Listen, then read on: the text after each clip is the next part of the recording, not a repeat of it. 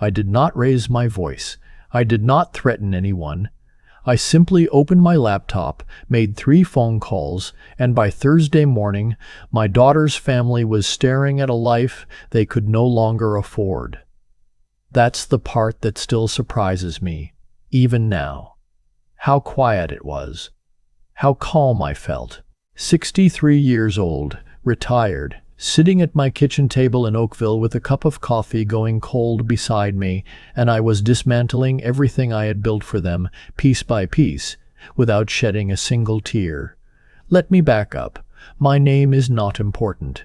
What's important is that I spent 40 years as a structural engineer in the GTA, worked contracts for the city, for private developers, for firms up and down the 401. My wife passed 11 years ago, breast cancer, 2 years from diagnosis to the end. After she was gone, my daughter became my whole world. She was 26 when we lost her mother. I watched her grieve, and I grieved with her.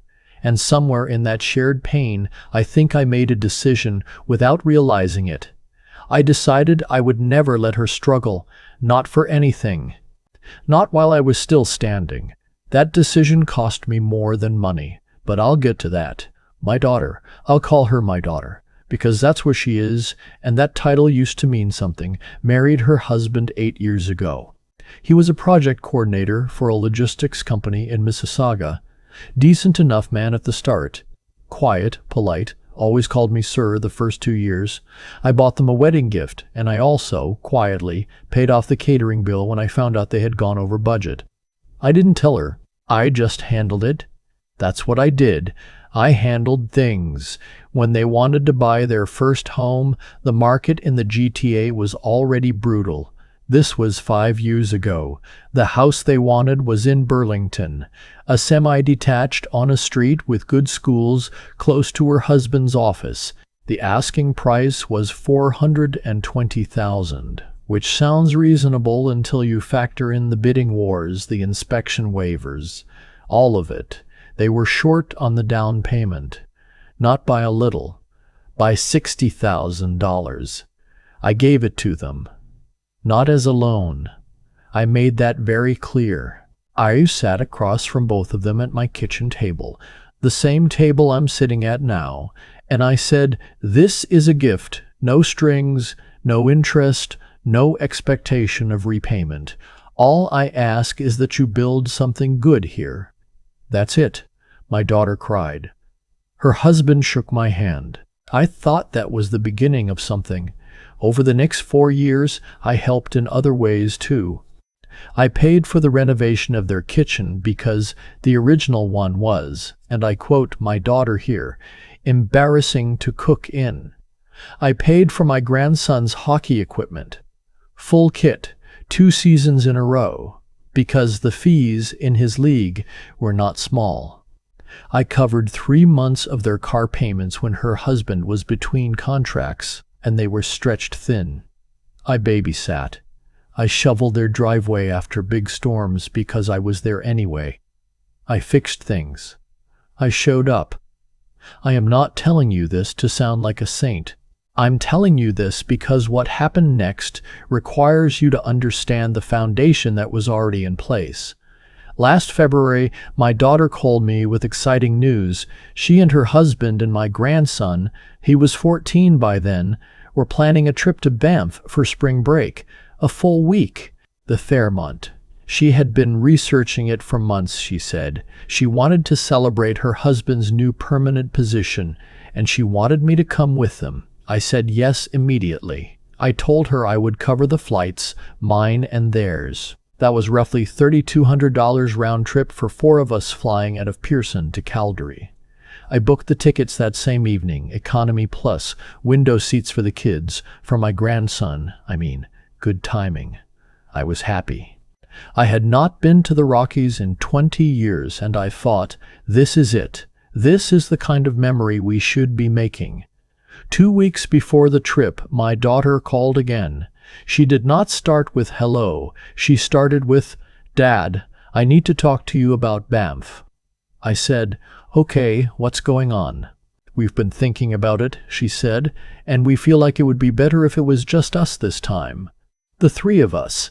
You know, a family trip." I didn't say anything for a moment. I thought I had misheard her. "You mean—" I started. "We just think it would be better for our family dynamic," she said. "Owen's at that age where he gets embarrassed easily, and having a grandparent there changes the energy. We want it to feel like a real family vacation, just the three of us." There it was. I had paid for the flights.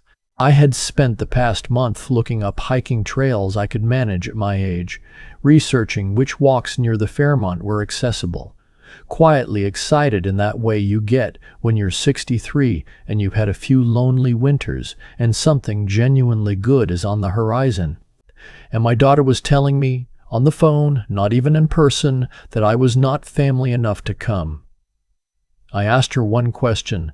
"Did you want me to still pay for your tickets?" She paused. "I mean, if you still want to, we're not asking you to cancel them." She wasn't asking me to cancel them. I told her I needed to think. She said, "Okay." She said she hoped I wasn't upset. She said, "You know I love you, Dad." I said, "Yes, I know." And I hung up. I did not cry. I want to be clear about that.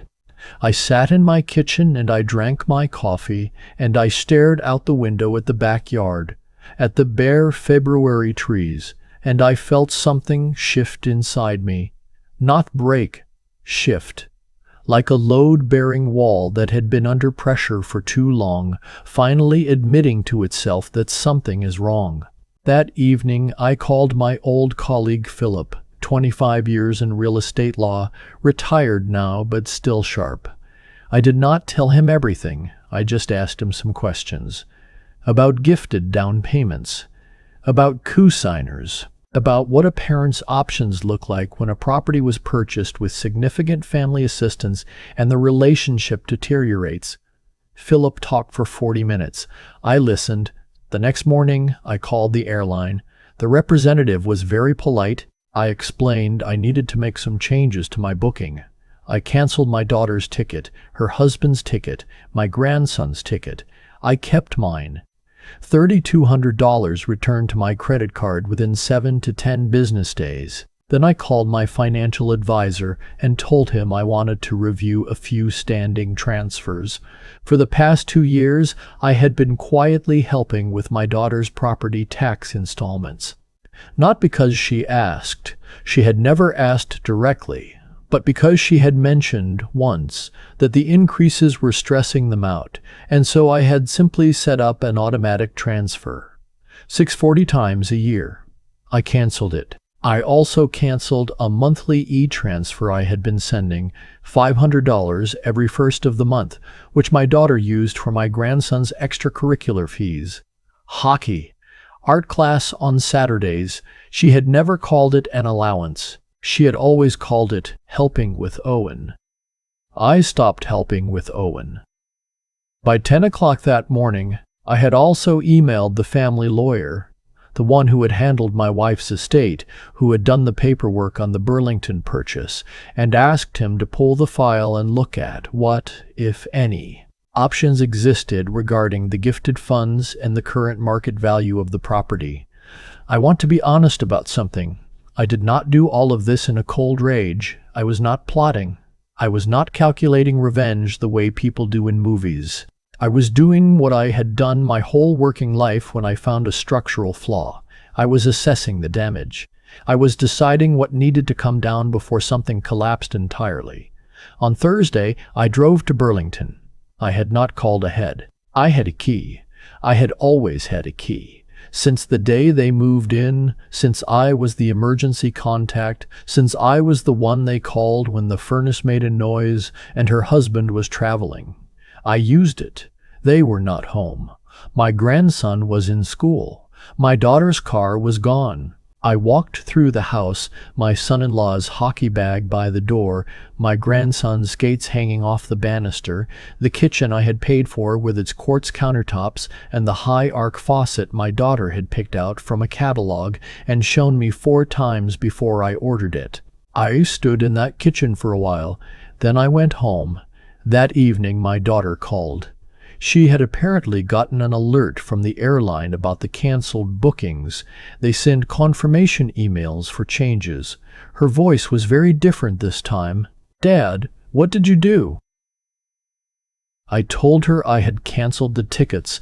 I told her calmly, without raising my voice, that if the trip was a family vacation for her family, then she should fund it herself, and I wished them a wonderful time.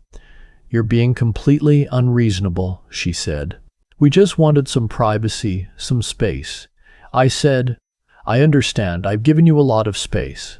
I've also given you a lot of other things. I'm adjusting a few of those. What does that mean?" I told her about the property tax transfers. I told her about the monthly contribution to Owen's activities. I told her I had spoken with a lawyer about the Burlington property. The phone went very quiet. "You can't do anything about the house," she said. "You said it was a gift. You said no strings." "I did say that," I told her. "And I'm not threatening anything tonight. I'm telling you where I stand." What happened over the next 2 weeks I will describe as simply as I can. My daughter arrived at my house on Saturday morning with her husband. They sat across from me at this table. The same table, always the same table, and her husband did most of the talking. He said I was manipulating them.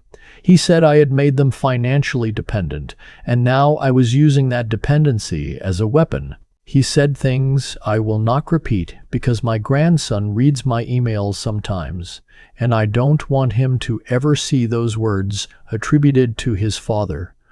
I let them talk. When they finished, I said, "You told me I was not family enough to come on a vacation I paid for. I'm not arguing with that. I'm just making sure the financial picture reflects the relational one." My daughter started to cry. She said I had always done this, used money to control. She said her mother would be ashamed of me. That one landed. I won't pretend it didn't. I said, "Your mother worked 2 jobs to help us buy our first house. She drove a used Civic for 9 years so we could save. She would have told you to stand on your own feet. She would have loved you completely, and she would not have let you treat people the way you treated me." My son-in-law stood up. He said they were leaving. They left. For 3 weeks I heard nothing. I went to Banff alone. I flew out on a Tuesday, checked into a smaller hotel on Banff Avenue, not the Fairmont, I'm not 20 years old, and I walked as far as my knees allowed each day. I sat by the Bow River one afternoon in a patch of sun, and I thought about my wife, and I thought about the 26-year-old girl who had stood at her mother's grave, holding my hand, and I thought about where the two of us had taken a wrong turn. I don't think it was the money. I think it was the silence. I had spent 11 years saying yes to everything because saying yes felt like love, and because saying no felt like losing another piece of my family. I had confused generosity with presence. I had made myself useful instead of making myself known. That's a long way to fall without noticing. When I got back to Oakville, there was a voicemail from my daughter. Her voice was careful, measured, the way she gets when she's prepared what she wants to say. She said she had been thinking. She said she knew the Banff thing had been hurtful. She said she and her husband had talked and they felt I deserved an apology for how it was handled. Not for the decision, she said, for how it was communicated. I called her back. We talked for an hour. It was not a resolution. It was a beginning, the kind of beginning that is uncomfortable because both people in it are being honest for the first time in a while.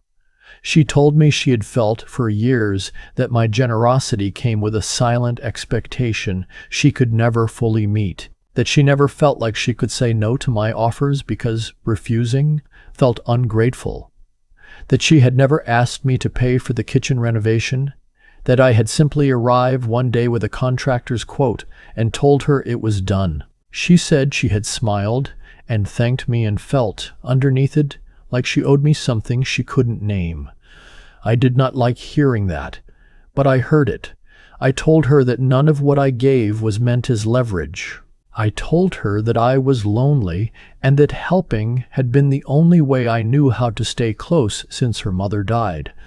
I told her that when she told me I wasn't family enough to come, I didn't feel like a father being given privacy.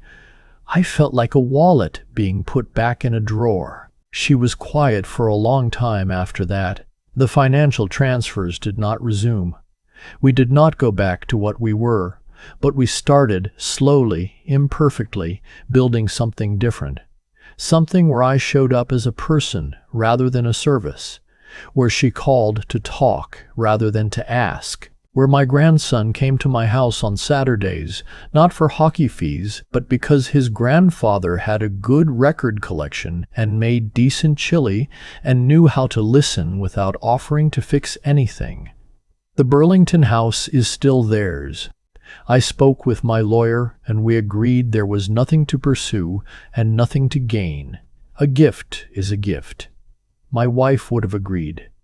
What I kept, what I will keep, is the knowledge that I still had a voice when I needed it. That after 11 years of quietly shrinking myself into usefulness, I could sit at a kitchen table in Oakville, pick up the phone and say, "This is not acceptable, and I am adjusting accordingly." I did not cry. I did not beg. And when I sat by the Bow River in the March sun with my coffee going cold beside me, watching the water move exactly as it always has, I felt something I had not felt in a very long time. I felt like myself. I've thought a lot about the Bow River since I got back. The way the water doesn't argue with the rocks, it just finds where it needs to go and keeps moving. I don't know why that image keeps coming back to me, but it does. What happened between my daughter and me didn't start the day she told me I wasn't welcome on that trip. It started much earlier, maybe the morning I arrived with a contractor's quote she hadn't asked for, or the first time I transferred money without being asked and told myself I was just being a good father. The cause and the effect were separated by years. That's the thing about slow damage. You don't see it until something finally shifts. I spent a long time believing that generosity was the same thing as integrity, that if my intentions were good, and they were, I genuinely believed that, then the impact had to be good too. But intention and impact are not the same thing, and I had to sit by a river in the Rockies, alone, at 63, to understand the difference. My daughter didn't feel cared for by what I gave her. She felt managed. And she was not entirely wrong. That took honesty to admit. Not the easy kind of honesty where you acknowledge a small mistake and move on. The harder kind, where you sit with the possibility that you contributed to a problem you thought you were solving. That kind of honesty requires something from a person. It requires the willingness to be uncomfortable with your own reflection. I'm not sure I would have found it without the conversation we eventually had, the one where she told me things I didn't want to hear, and I stayed in my chair and listened instead of defending myself. That was harder than canceling the transfers, harder than any of it.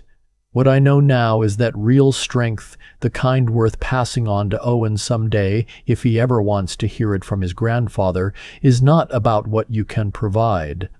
It's about whether you can hold your ground without losing your decency. I held my ground that February. I made decisions I believed were right, and I stood behind them. But I also stayed open. I didn't burn the relationship to the ground just because I could have. That matters. That's the part I'm most at peace with. And what I want anyone to take from this, if they're in a situation where they've given and found themselves looking at an empty account in more ways than one, is that clarity is not cruelty. Stopping something that isn't working is not the same as abandoning someone. Sometimes the most honest thing you can do for a relationship is refuse to keep funding a version of it that isn't true. I gave my daughter a down payment and 11 years of quiet, unconditional support. What I should have given her much earlier was a father who told her the truth including when that truth was uncomfortable, including when it was about me. I'm trying to be that now, slowly, imperfectly, the way the river moves. That's enough. That has to be enough.